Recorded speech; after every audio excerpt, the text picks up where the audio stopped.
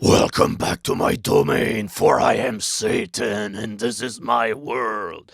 Okay, it's not really convincing, because he will totally live in the 666 universe. So yeah, welcome to what is probably one of the levels that a whole lot of people who played Lemmings didn't end up playing, because this was one of the levels that ended up being on the least amount of versions ever. Of all of the Lemming versions that ended up being really faithful to the original versions, like the SNES, the Genesis, and all sort of other things, this level was not in the game, and in fact the Windows 95 port of this level doesn't even acknowledge that this level exists. It just skips straight to level 23, and yeah, that's pretty much how we ignore this 666 team level, because you have 66 Lemmings, you have to save 44, which is 66% of them, you have 66 of every skills, and yeah, and overall, that's about it for pretty much a non-interesting level. Bearing the fact that DMA Design just ended up putting a satanistic reference in a cutesy game about rodent, it's a pretty unremarkable level. In fact, there's a bunch of replacements that have been made for this level. The SNES version of this level used kind of the same concept, except that you waded through a bunch of Japanese letters. The level was much harder and more interesting than this. On the Macintosh version, there was another level that ended up being called Going Their Separate Ways, which I've never played, so I can't really tell you about it, but yeah, all in all, apart from being edgy, this level certainly did not do a whole lot. Oh, remember this one level? Yeah, it was so easy the first time around because, yeah, you had blockers, but yeah, you don't really have that anymore, so instead we're gonna have to take a slightly more elaborate approach. Just slightly so. In order to win, you just need to set up 2 bombers in order to be able to create a pit that will turn your Lemmings around. You must not really fuck up because, yeah, you have to save 90 out of 100, and you absolutely have to do it this way because there's no way you're gonna build sufficient bridges in order to hold up all of these Lemmings so that they will make it to safety before your bridges are even done doing. Before they're even done doing. Excellent grammar here, but yeah, I don't really need to save these 2 Lemmings, but I know that some people don't really play Lemmings because it's a game where you want to save all of the Lemmings and levels, except that the game doesn't really allow you to do so in most levels. But yeah, such is nature, you can't always save everything and everyone, and sometimes life is unfair. But you gotta fight with all of your might in order to make it as best as you can. Now, here's one of those levels where the different Lemming counts from the Amiga and the PC versions kind of come into play. Yeah, it's this level again, but yeah, once again, you don't really have any blockers, so how do you prevent your Lemmings from walking off the ledge? You don't really, because there's absolutely no way to stop them, so you just have to bash through the pillar and cross your fingers that not too many Lemmings are gonna walk off. Now, this level is a different story on the PC version because there was only 80 Lemmings per level, which means that you could afford far less casualties, and usually, whenever you completed this level, you will just have about the just amount of Lemmings in order to win. On the Amiga version, you can allow 40 Lemmings to die and win, but on the PC version, you're only allowed 32 casualties. And here I lost 29, and in fact I'm gonna lose a 13th Lemming because there is unfortunately no way to save the last guy, because he's just gonna climb over here and walk to his doom, so we might as well stop him just before he falls off to a bottomless pit. I guess that exploding is a far more graceful death, or not as cruel, I don't know. I'm just trying to find a positive on things that are just completely horrible. Oh, speaking of things that are horrible, it's this level. Honestly, for a tricky level, this is a really nasty beast. Yeah, this entire level is really tight. Tight on the skill, tight on how much space there is between the Lemmings, and tight on time to only 2 minutes. So yeah, you better get cracking. Go, go, go, go, go! Also, this level kinda sucks because it's one of those levels that introduces the notion that everything must come along perfectly, otherwise you're gonna fail the level. There's not a whole lot to do per se, but yeah, it has to be done perfectly because you're gonna have to build over the blockers as we're done. But we only have 3 builders, and you need 2 of them in order to get to the exit. Only one of them is not gonna cut it. I'm pretty sure you cannot build that high with only 1 guy. So, that means if you're using any of the older versions of Lemmings, where you cannot choose where the Lemming is building and everything based on the direction, this is completely reliant on luck because you're just gonna have to click on a Lemming and hope that he's gonna build over the proper blocker or something in order to finally succeed. You can see there's not a huge margin for error here. You can increase your chances of success by putting both blockers really close to each other, and then you build and hope that by colliding on the blockers your bridge is gonna come in the right direction. But yeah, this is a level where it's really easy for things to go awry, and it kinda sucks. Oh boy, that surely is a steep staircase that we have over here. And yeah, 100 Lemmings, only 10 to be saved. Yep, you have 10 floaters and you can guess where this is going. But what you probably didn't guess is how much wiggly the Lemmings will get. Yeah, this is why this level is called Cascade. Just look at the optical illusion that we have here, where the Lemmings just kind of seem like they're just jettisoning all the way up pretty much instantly because there's this huge, giant wave of Lemmings that is just going on. It's like, this level is pretty hypnotic. So yeah, you have to make the first Lemming a floater, and then you have to delay in order to give your last 9 floaters as late as possible so that your first Lemming is gonna have enough time to prepare the route.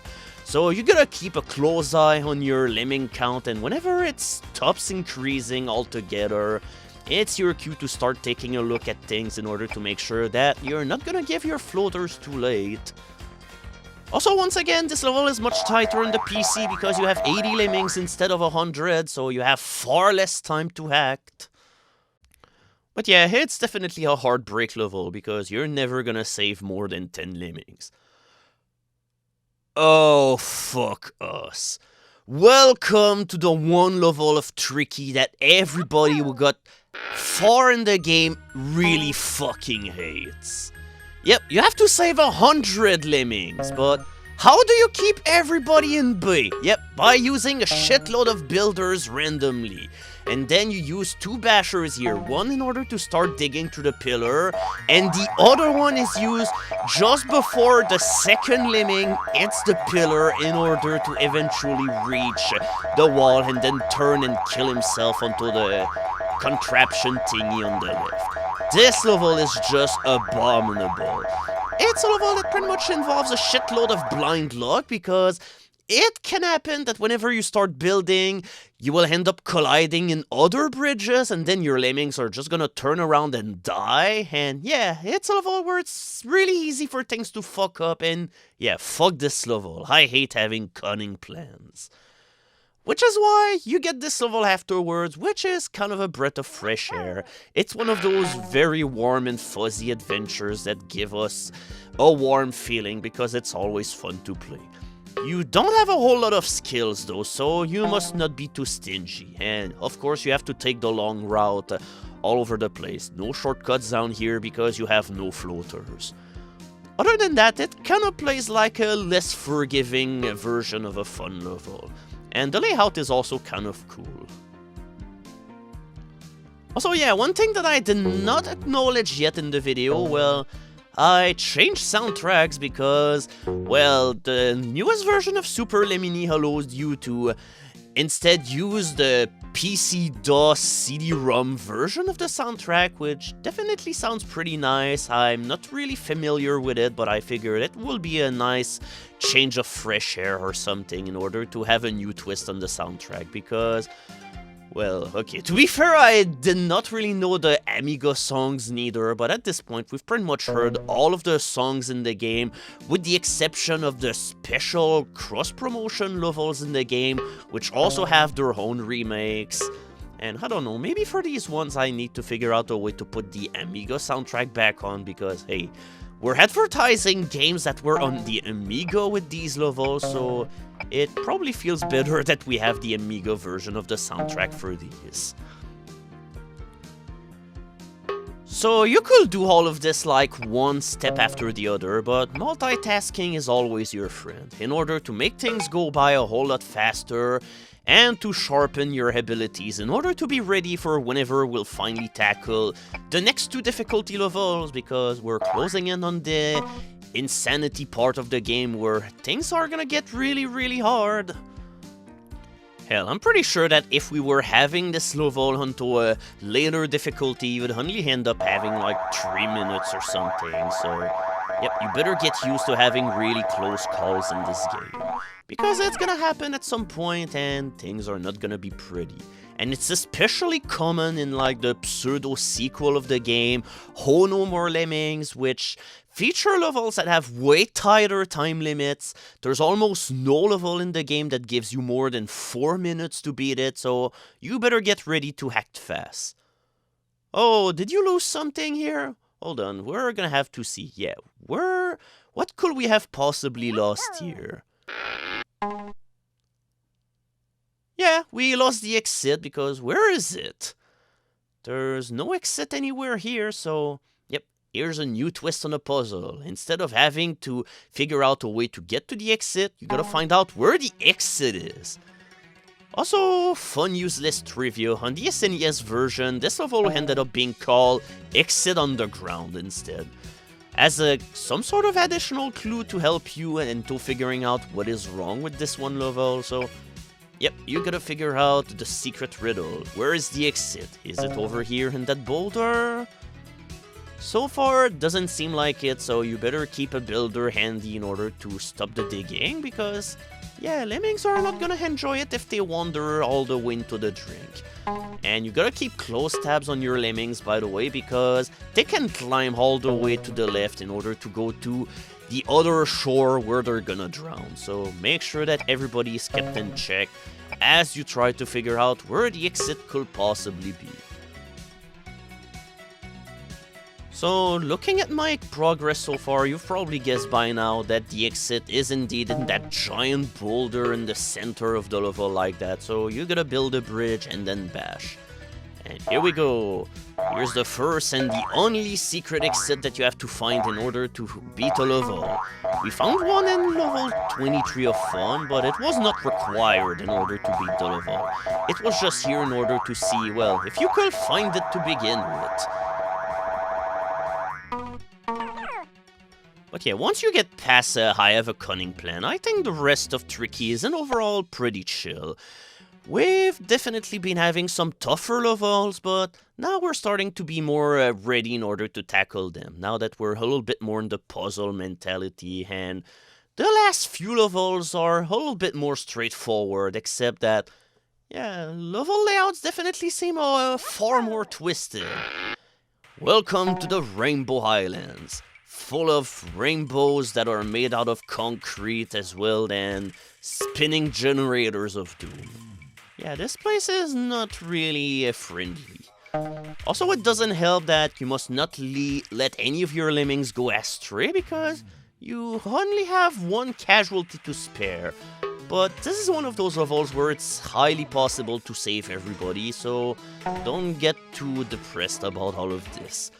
If you want to make things easier on yourself, you could place a blocker somewhere in order to prepare the path, but if you do it this way, then, well, you don't really need to use the blocker to begin with. And yeah, whenever you dig down here, make sure that you have some more inclined digging, because otherwise your lemmings are all gonna splat all the way down. I guess theoretically this could be a level where you choose your own path, but good luck making that happen with all of the death electricity contraption going all over the place. Honestly, this is one level where there's pretty much only one way to go. If you can do it any other way, then be my guest, because it will be pretty interesting to see how people will do it otherwise. Also, you gotta love this PC CD-ROM version of the soundtrack with the high-quality dog barking on how much is that dog in the window.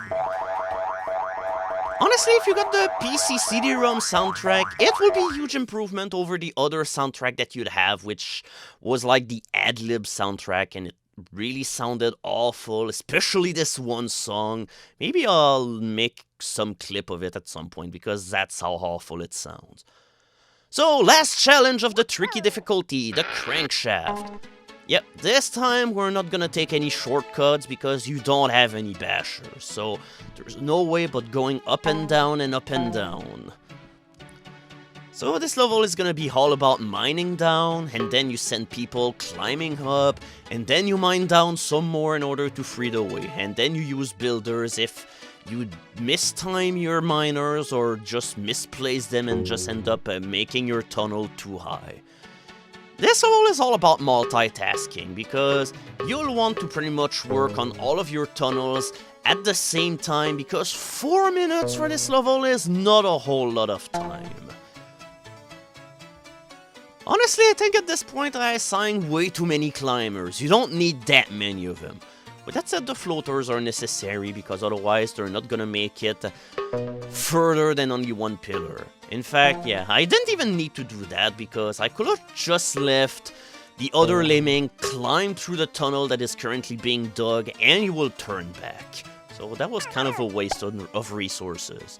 If you wanted, this is a level where you could save everybody. I mean, you're just gonna have to make sure that your climbers are not gonna fall in the ocean whenever they're gonna walk all the way back to the beginning of the level, but that's nothing that a climber won't, but that's nothing that a good old-fashioned builder won't do. So yeah, so far everything seems to be okay, so yeah, we're pretty much gonna have this level solved in record time.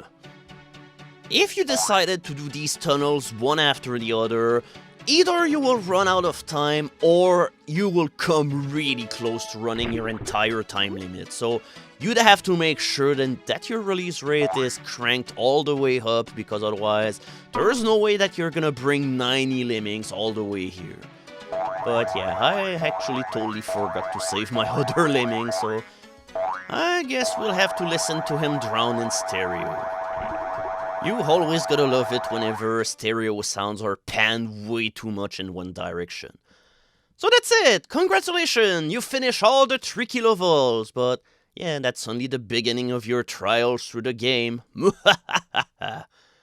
So yeah, as a reward, let's see the cinematic ending that you get whenever you finish the tricky difficulty on the SNES.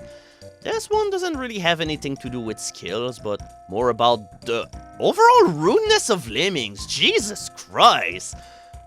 Yep, at least he got what he deserved, which is to suffer the same fate as his companion, which was to trip on the floor.